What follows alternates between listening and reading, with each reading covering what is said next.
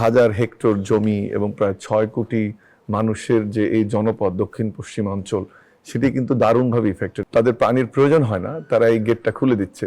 আপনি নিশ্চয় অবগত রয়েছেন 30 বছর মেয়াদী গঙ্গা পানি বন্টন চুক্তির মেয়াদ এবছর ডিসেম্বরে শেষ হচ্ছে, অর্থাৎ আমরা এক ঐতিহাসিক সন্ধিক্ষণে দাঁড়িয়ে আছি। যদি নতুন চুক্তির বিষয়ে জানতে চাই, সেখানে আসলে পানির পরিমাণ বা কিউসেকের হিসেব ছাড়া আর কি কি জবাবদিহিমূলক শর্ত রাখা উচিত? আমার মনে হয় যে এখন শুধু এই পানির হিসেবে না, 3টা জিনিস একসাথে হওয়া দরকার।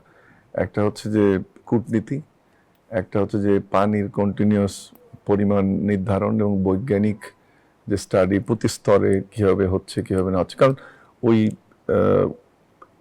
75 সালের বাস্তবতা বা 61 সালের বাস্তবতা আর এখন বাস্তবতা অনেক ভিন্ন। একটু টাচ করলেন কামাল ভাই, আসলে তো ভারতেও পানির স্বল্পতা তৈরি হয়েছে, পানির যে লেয়ার সেটা নিচে নেমে গেছে।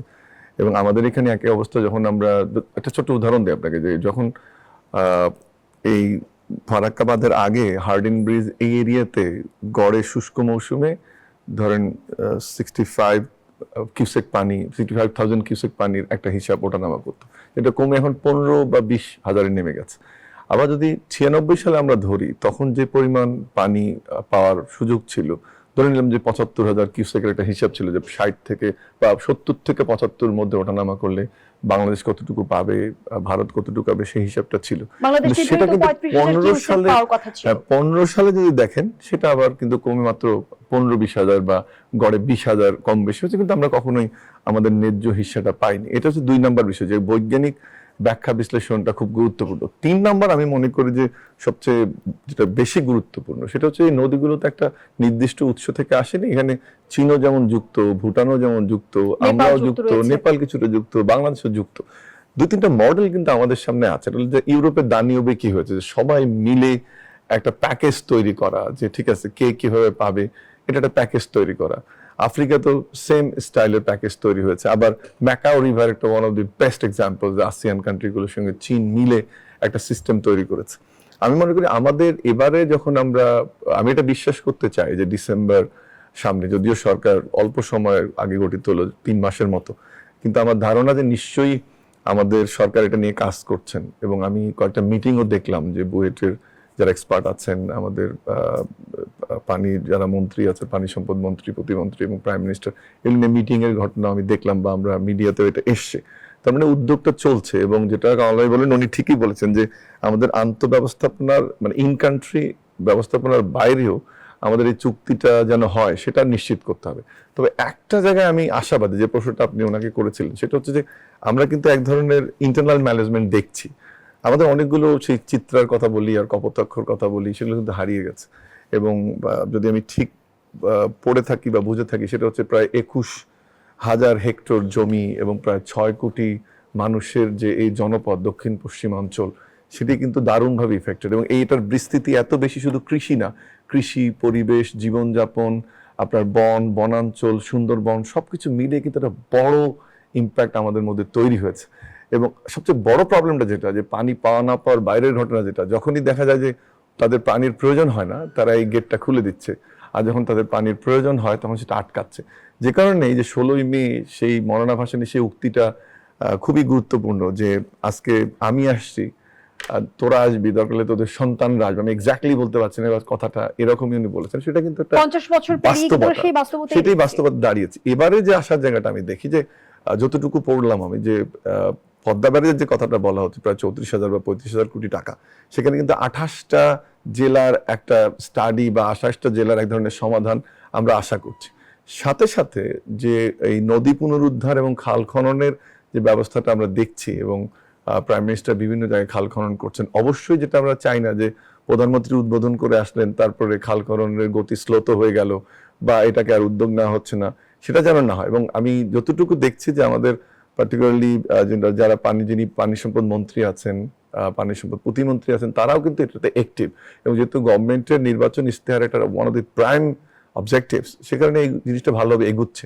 এখন যদি এই রিজার্ভার তৈরি হয় এবং সাথে যদি খালগুলো খনন করা যায়, তাহলে আমরা যেটা চাচ্ছিলাম, যে আমাদের যে বর্ষার পানি ধারণ বা আমাদের আন্তদেশীয় যে ফ্লো, সেটা যদি ঠিক রাখতে পারি, তাহলে একদিকে তো আমাদের ফারাক্কার কারণে সমস্যা তৈরি। এবং আপনি জানেন যে আমাদের বঙ্গোপসাগরের পানি প্রায় এই মিঠা পানি না থাকার কারণে 100 থেকে 150 ফিট ঢুকে যাচ্ছে আমাদের লবণাক্ত পানি। লবণাক্ত পানি, যেটা আমাদের খুবই ব্যাডলি ইফেক্ট করছে। আপনি জানেন যে সাতক্ষীরা, ভবদাহ বা যশোরের বৃহত্তর অঞ্চল, বা ওদিকে আমাদের একেবারে বরগুনা থেকে শুরু করে বরিশালের একটা অংশ, এটা তো কৃষিতে ঢুকে পড়ছে। সরাসরি প্রভাব এটা পড়ছে। দিয়ে যাচ্ছিলাম আমি, তার মানে কৃষিতে প্রভাব পড়ছে, এবং কৃষিতে প্রভাব করার কারণে সেটা আলটিমেটলি অর্থনীতিতে গিয়ে ইম্প্যাক্ট করছে।